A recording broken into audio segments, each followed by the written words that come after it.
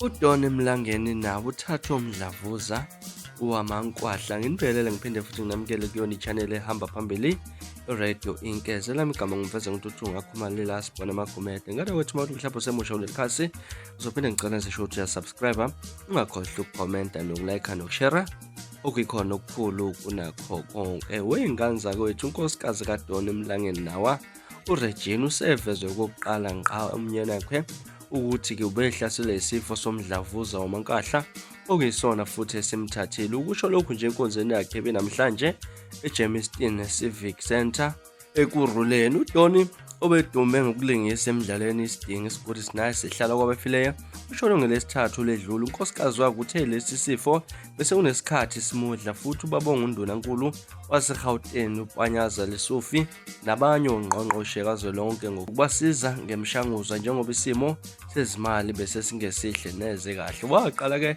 i-chemotherapy yokuqala yangasebenza, odokotela bamnika esibili yafike yaba yimbi emzimbeni yamdala ukuthi akhuluphale kakhulu, kanti asenamanzi amaningi emzimbeni. Bampompa amanzi base bathola ngelinye ikhambi phesheya kwezilandle, bacela uhulumeni ukuthi abaxhasa abathengele lona.